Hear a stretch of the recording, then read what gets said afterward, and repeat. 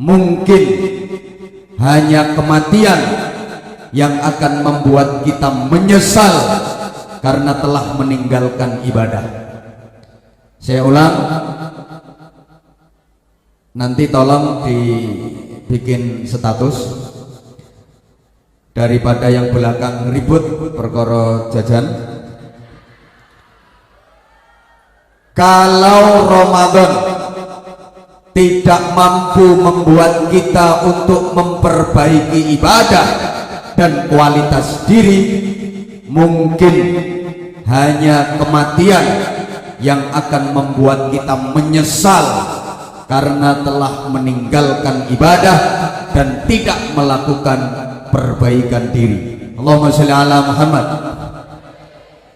Di banyak kesempatan saya sering sampaikan, 11 bulan di luar Ramadan kita itu lebih banyak jeleknya daripada baiknya, betul? Lebih banyak maksiat daripada taat, betul? Lebih sering nonton TV daripada ngaji, benar? Lebih sering rasan-rasan daripada baca Quran, betul?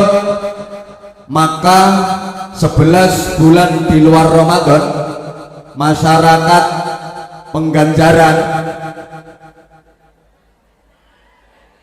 apa? Peganjaran. Nah, ini ibarat ular.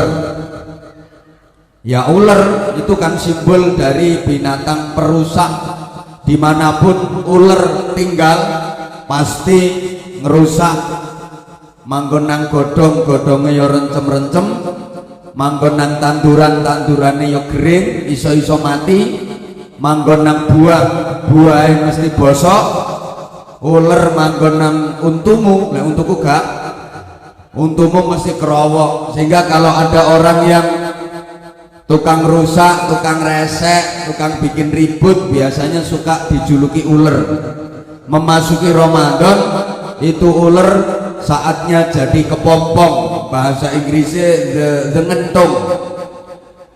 Entung itu lagi puasa, maka entung itu ndak makan, ndak ngombe, ndak kumpul bojo.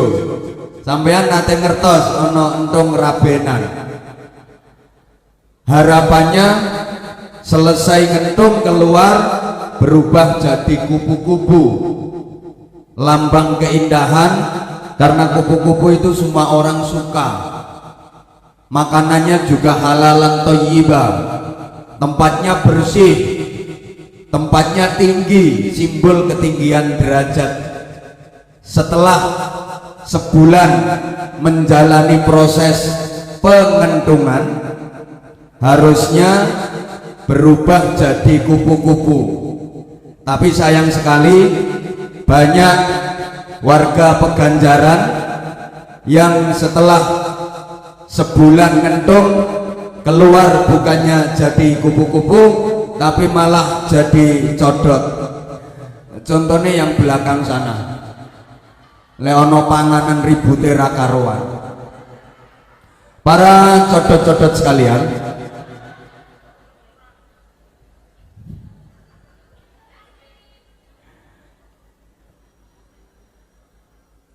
jamaah rahimakumullah, berproses selama Ramadan itu ada yang berhasil tapi banyak yang gagal. Maka di awal tadi kita berdoa mudah-mudahan dalam berproses kita diberi keberhasilan, amin Allahumma. Karena ternyata banyak yang gagal dalam berproses. Ibarat ujian Ramadan itu setidaknya ada 3 tahap. Tahap awal, tahap kedua, pertengahan, dan tahap akhir. Di tahap awal insya Allah banyak yang lulus, karena 10 hari pertama Ramadan itu saatnya Allah menurunkan rahmah, kasih sayang, sehingga kita lagi semangatnya ibadah. Puasanya semangat, sholat tarawihnya rajin, baca Qur'annya mempeng. Ini ujian tahap awal, banyak yang lulus. Bahkan ada orang yang biasanya nggak pernah sholat jamaah ke masjid, begitu memasuki Ramadan belum azan isya dia udah berangkat ke masjid, manggone ngarep dewe, sajadahe dibeber anyar sajadahe, soalnya biasanya ratau digawe. Jangan kaget, karena memang 10 hari pertama rahmat Allah dicurahkan, semangatnya kita ibadah. Tapi memasuki tahap kedua, ujian pertengahan ini mulai ada yang gugur, sehingga di banyak tempat sholat tarawih makin maju barisannya, kadang-kadang sampai melober tok jobo-jobo, saking melobere nganti nang jero ora ana wonge.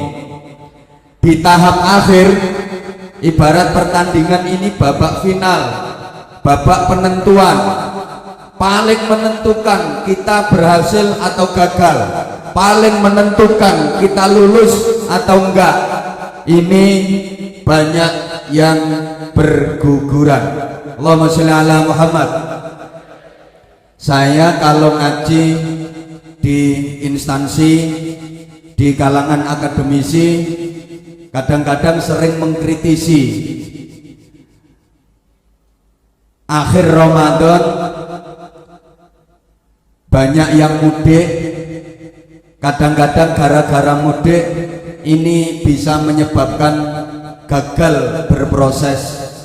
Mohon maaf, banyak yang gara-gara mudik puasanya dibatalkan, nggak ikut puasa, padahal ini babak penentuan. Ada yang gara-gara mudik jadi nggak menjalankan sholat tarawih, gara-gara mudik nggak lagi baca Al-Quran, berarti kan nggak ikut berproses, nggak ikut ujian. Saya ngaji nggak akan enak selama pembagian badokan belum selesai. Ya salah wayahe ngaji panganane dindo. Halo, panitia rumangsaku nek wis oleh seragam batik ya wis ora usah umek. Allahumma sholli ala Muhammad. Harusnya pembagian snacknya tadi sebelum ceramah, atau kalau nggak gitu ya sekalian selesai ceramah, nggak bareng orang saya lagi ceramah situ ribut makanan. Coba tanya ke para guru itu, lagi ngajar terus murid-muridnya ribut soal kue, soal snack, soal panganan, apa guru itu bisa ngajar? Ngaku ki yo wong padha wae.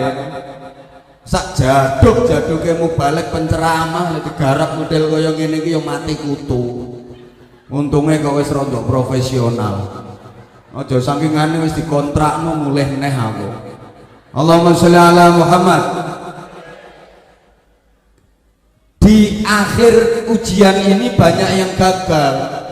Biasanya mampu bersabar, menahan hawa nafsu, gara-gara mudik macet di jalan, ngamuk-ngamuk, dia nggak mampu menahan amarah. Ini berarti gagal dalam berproses. Allahumma sholli ala Muhammad. Yang di rumah juga gitu. Di akhir Ramadan biasanya ibadahnya malah kendor. Bu, coba di Pegandaran sini kalau akhir Ramadan lebih banyak mana yang ke masjid sama yang ke pasar? Rame masjidnya apa rame pasarnya? Ibu-ibu lebih banyak baca Al-Quran apa bikin jajan? Babak final malah nggak diikuti, ujian akhir malah nggak diikuti. Emboh ribut lah nyang pasar.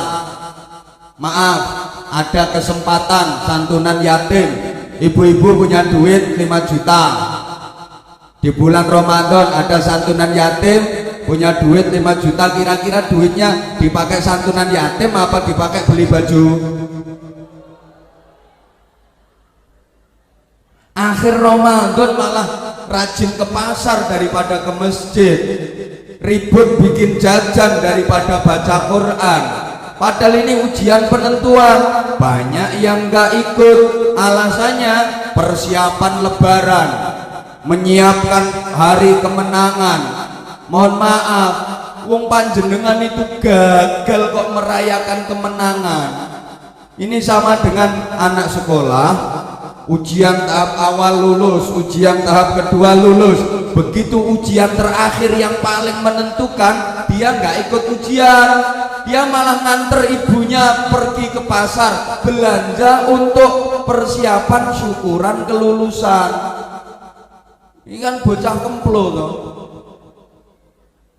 Mbok paham mbok ora, pokoknya tak sampai ke. Maka mudah-mudahan nak Mas Zaki dalam berproses ini benar-benar mampu membawa barokah bagi keluarga besarnya. Amin Allahumma, amin Allahumma.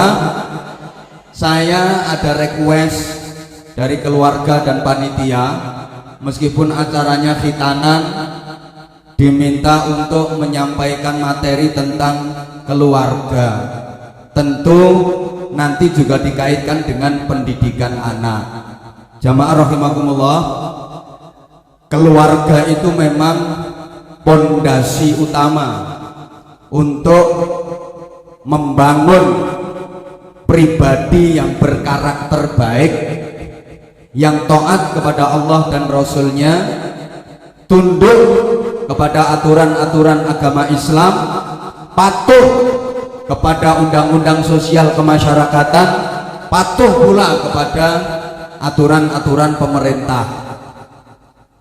Ini jadi penting karena ayat Qur'annya ati'u Allah wa ati'ur Rasul wa ulil amri minkum. Halo. Jadi keluarga itu adalah unsur atau instrumen yang sangat penting dalam membangun kehidupan yang baik, baik di dunia, baik pula di akhirat. Ada satu hadis Rasulullah Shallallahu Alaihi Wasallam bersabda, "Arba'un man u'tiyahunna faqad a'ta khairayid dunya wal akhirah." Ada 4 hal. Siapa yang diberi 4 hal ini, maka sesungguhnya dia telah dikaruniai kebaikan dunia akhirat sekaligus. Ini selaras dengan doa yang sering kita panjatkan kepada Allah. Orang banyak bilang doa sapu jagat. Entah kenapa dinamakan sapu jagat, saya sendiri kurang tahu kenapa nggak sekalian sapu akhirat. Rabbana atina fid dunya hasanah wa fil akhirati hasanah wa qina adzabannar. Ya Allah, berikanlah kepadaku kebaikan di dunia, berikan pula kepadaku kebaikan di akhirat, dan selamatkan aku dari azab neraka. Ini doa yang sangat simple tapi menyeluruh, dan memang anjuran dalam berdoa seperti itu. Doa itu yang efektif, efisien, ringkas, tegas, mentes, nggak usah terlalu bertele-tele. Kadang-kadang dongo tau wawone ra karuan, rong buku diwaca kabeh, sing ngamini nganti katok, kesel. Kena bocah nom-nom yang dolanan. Amin. Amin. Amin. Amin.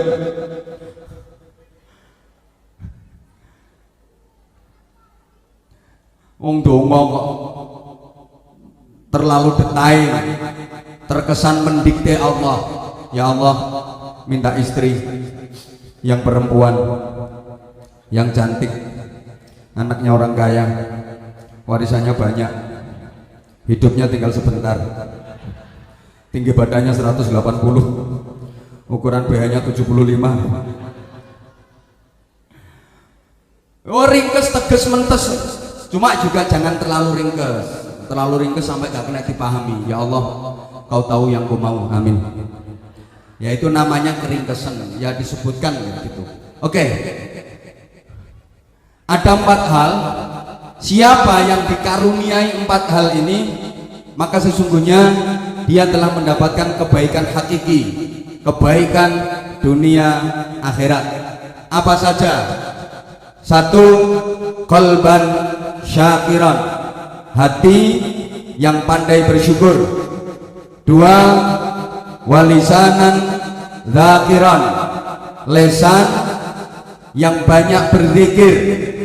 3. Wabadanan alal bala'i syabiran, jiwa yang penuh kesabaran.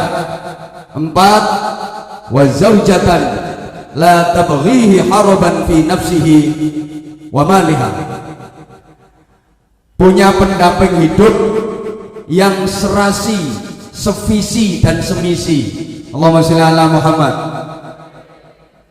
Pertama, qalban syakira, tanda orang yang dikaruniai kebaikan dunia akhirat itu hatinya pandai bersyukur. Indah ungkapan Rasulullah, syukur itu pakai qalban, pakai hati. Karena memang hakikat bersyukur itu bukan hanya ucapan di bibir, alhamdulillah alhamdulillah, enggak, tapi hakikat syukur itu pakai hati. Syukur itu kaitannya dengan kenikmatan. Nikmat itu bikin orang bahagia. Bahagia itu tempatnya di hati. Allahumma sholli ala Muhammad. Bahagia tempatnya di hati, sehingga sering diungkapkan hidup ini bukan tentang apa dan berapa yang kita miliki, tapi hidup ini tentang apa dan berapa yang bisa kita nikmati. Sungguh para jamaah, satuan kekayaan itu bukan materi, bukan rupiah, bukan dolar, tapi satuan kekayaan itu adalah hati. Halo, mbok direken aku ngomong. Saya ulang, hidup ini bukan tentang apa dan berapa yang kita miliki, tapi yang penting adalah apa dan berapa yang bisa kita nikmati untuk kita syukuri. Rasanya nggak ada gunanya memiliki segalanya kalau nggak bisa menikmatinya, betul? Memiliki kalau nggak bisa menikmati, rugi. Saya sering sampaikan contoh, punya televisi, wah gede banget, 1.500 in, tapi matanya belek terus, percuma. Mending TV kecil-kecil, matanya sehat. Kursi aja harganya 5 miliar, nek bokonge udunen ora waras-waras, ya mending kursi elek-elek teko pring, dilunggui bokong kecantol paku, tapi sehat. Punya istri cantik, semok, belenok, montok, tapi bendino anyang-anyangen. Mending ora pati ayu tapi sehat. Nah, ini hiburan kanggo sing ora pati ayu. Artinya gini loh, dalam hidup kita itu banyak punya barang yang hanya sebagai gengsi, tidak berfungsi. Terutama ibu-ibu senengane numpuk-numpuk. Banyak barang yang tidak berfungsi, hanya dijadikan gengsi. Coba wong wedok-wedok ngisore amben ning apa wae sing ora ana, mundung-mundung. Plastik wis sak pirang-pirang, ana plastik ya dilekuk-lekuk, dibrosot-brosotke yang nginang-ngini omah nganti buntu kabeh. Botol Orson wis kosong, ora kanggo ya ora dibuang, jejer-jejer nang ngisor tembok. Nggo apa? Bojoku yang ngono, tahu tak olehke termos otomatis teko Hongkong, kari ngecop notok lho, wis 8 tahun tekan saiki ora dienggo. Jarene man, terus ngenteni kapan? Ngenteni mati. Ruang tamu dikasih bupet, lemari gede banget, isine piring kosong, mangkok kosong, gelas kosong, cengkir kosong. Tamu lungguh mendelik 2 jam ora disuguhi apa-apa. Maka hidup ini jangan hanya sibuk mencari, nggak sempat menikmati, rugi. Akeh lho sibuk golek pangan nanti ora kober mangan, sibuk bangun rumah tapi nggak pernah di rumah, sibuk meniti karir sampai lupa menikah, menikah tapi nggak serumah, serumah tapi nggak pernah ramah. Kalau ketemu sudah sama-sama lelah, kerjaannya cuma marah-marah, lempar-lemparan barang pecah belah, kelakuane koyok kucing kerah. Dadi tontonane bocah rumah tanggane bubrah, anak-anake dadi masalah, ora beres leh sekolah, pindahnya Muhammadiyah ora munggah-munggah. Akhirnya wong tuane dipanggil kepala sekolah, arep moro wegah, terus anak pasrah ke simbah. Wonten mboten anak dipasrahke simbah?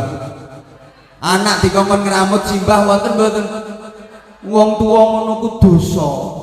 Anak itu amanah, tanggung jawab, pertanggungjawaban dari Allah. Yang paling berat itu adalah masalah anak. Ingat Bapak Ibu, tanggung jawab berupa anak itu SK-nya dikasih ke orang tua, bukan mbah. Delengen nonggone akte kelahiran jenenge mbah ya ora ketulis. Lu ngono kok duwe anak dipasrahke mbah, dosa. Sapa ngomong bae seneng?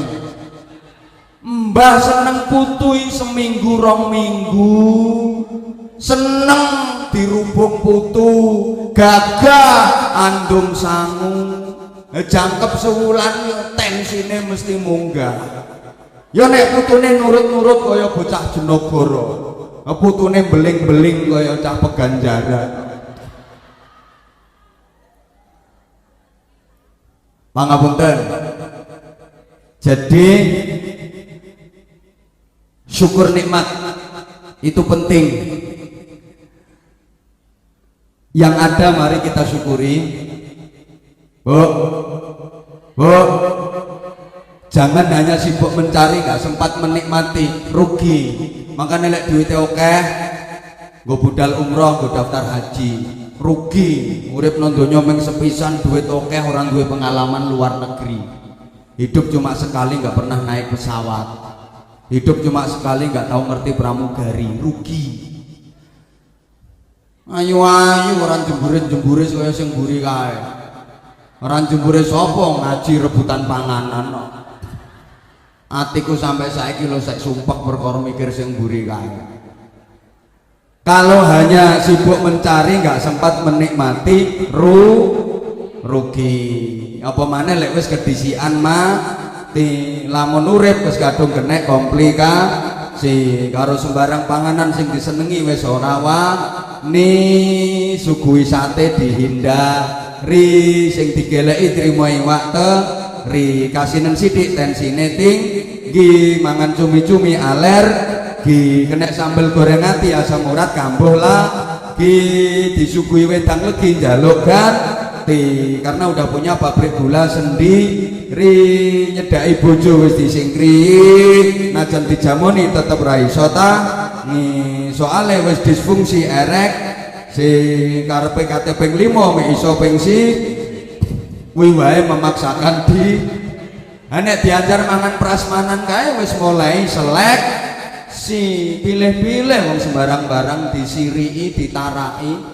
Coba lek tasik nom sehat, lek dijak mangan prasmanan kae seleksi nopo koleksi?